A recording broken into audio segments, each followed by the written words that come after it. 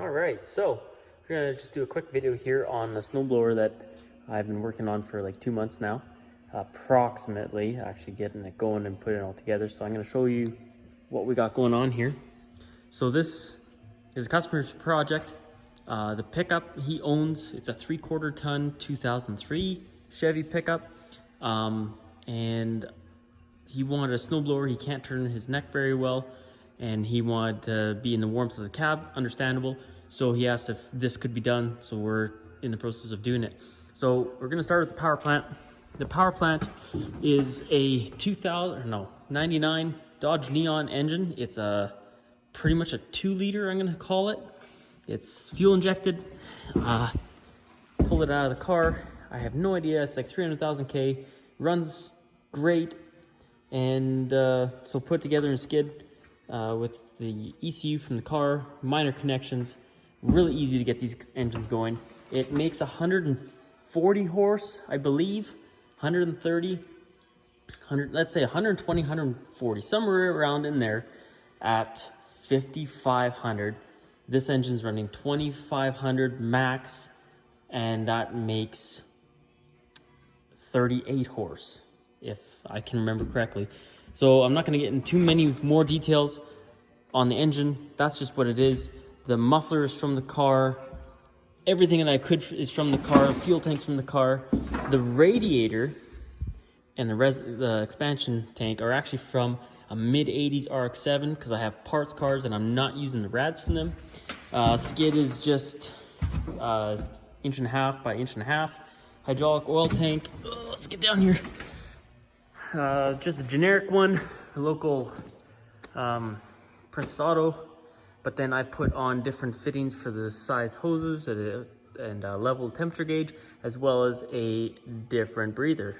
Fingers don't, I gotta be out here, get actually in right. So in order to put a hydraulic pump on this, I had to make a piece in the lathe for a 1-inch shaft for a coupler.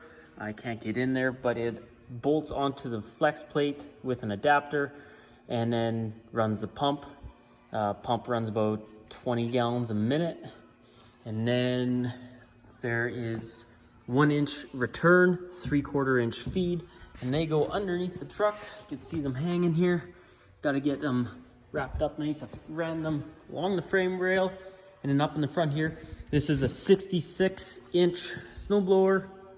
And what I've done is made a frame that goes into where the tow hooks go, and same bolt pattern to bolt the frame onto, so it just slips into the frame. There's a cross tube that goes across, so it's lots of nice support for what we're doing. The frame is made out of 3x3 on the bottom there, and then 3.5 by 3.5 on the top, so it fits over top and can gusset it really nicely. And then 1-inch thick by 3-inch thick lift arms here. And that's basic of the frame. And then there's electro hydraulic valve that controls the lift and the chute turn. So there's just wires coming to the front.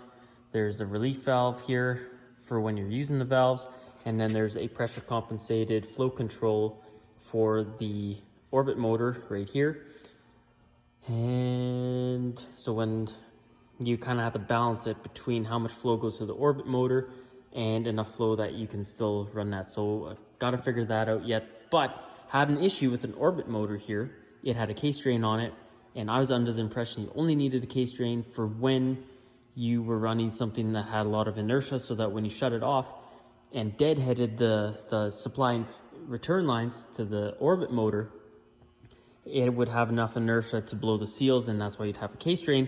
In this instance, there's enough flow going through there that it fills the case up and it binds, and it will actually not return enough oil back through the return and cause it to jam up. So I gotta cut this hose and put a T in for the case drain to return here, because this goes directly back to the power unit back there. So otherwise, the chute is just turned by an orbit motor where the hand crank used to be, because this was a 3-point blower, and just adapted this onto the turn with a piece of 1 inch inner diameter and made it all work. And that's the gist of it,